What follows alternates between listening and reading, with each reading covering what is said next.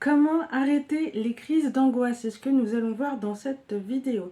Moi, c'est Sakili Nouma, je parle du PN masqué.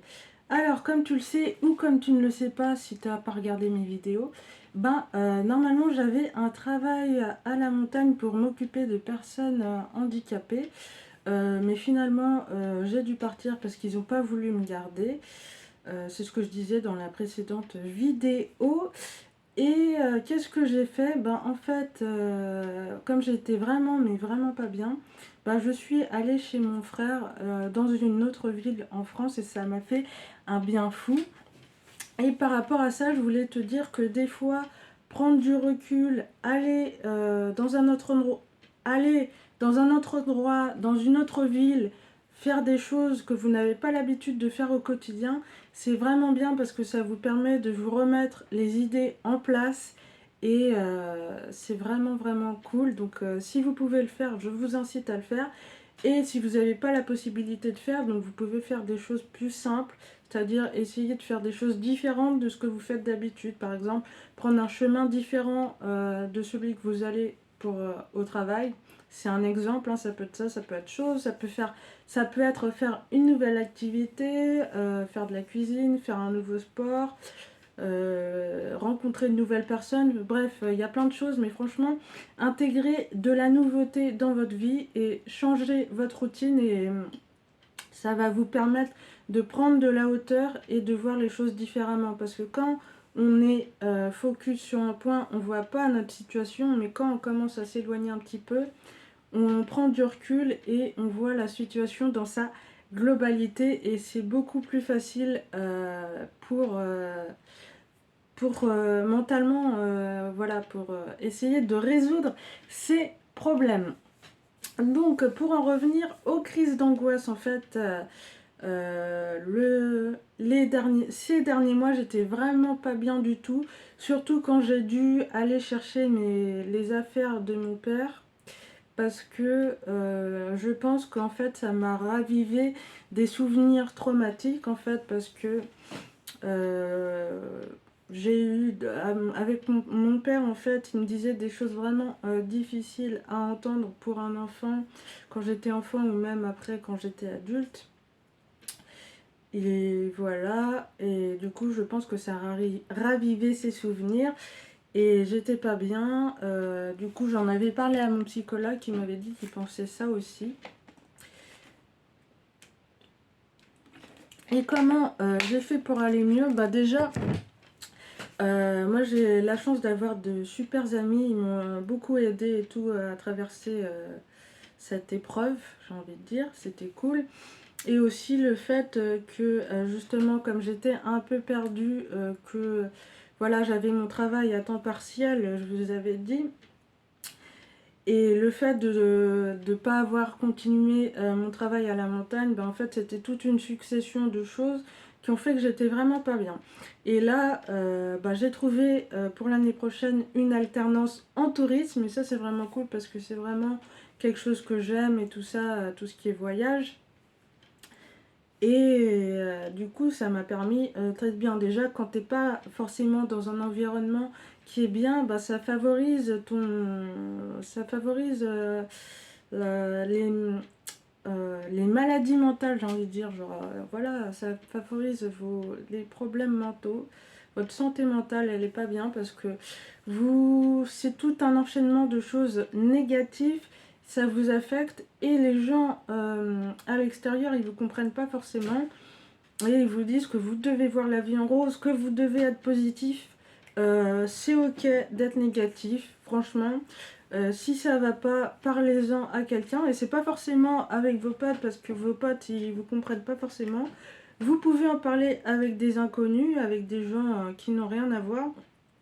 Vous pouvez d'ailleurs, si vous avez personne à qui en parler, n'hésitez pas à envoyer-moi un mail et nous pourrons en discuter parce que je sais que c'est vraiment quelque chose d'important. Et voilà, j'ai pas envie que vous restiez comme ça. Moi, j'aurais vraiment adoré pouvoir parler à quelqu'un de ma situation sans jugement parce que j'en ai parlé à mes potes Et c'était, il y en a certains, franchement, c'était difficile. Voilà. Donc, mais à partir du moment où j'ai su que j'étais acceptée pour mon alternance, ben en fait, mes crises d'angoisse, elles se sont pas arrêtées, mais elles se sont estampées, tu vois. Des moments où j'étais vraiment en stress intense, où tu as l'impression que tu vas crever, vraiment, parce que tu as du mal à respirer, tout ça. Enfin, voilà, tu connais, ou tu connais, voilà. Enfin, si tu sais pas ce que c'est une crise d'angoisse, tape sur Google et tu comprendras. Et j'étais vraiment pas bien. Mais une fois que ma situation s'est améliorée, bah, ça va beaucoup mieux. Et justement, pour parler de ça, en fait, c'est que, tu sais, avant d'aller à la montagne, en fait, j'étais vraiment pas bien. J'étais hyper stressée. Et j'ai remarqué, en fait, que notre corps, il veut te dire que... J'ai remarqué que mon corps, il veut me parler. Donc, je pense que toi aussi, c'est pareil.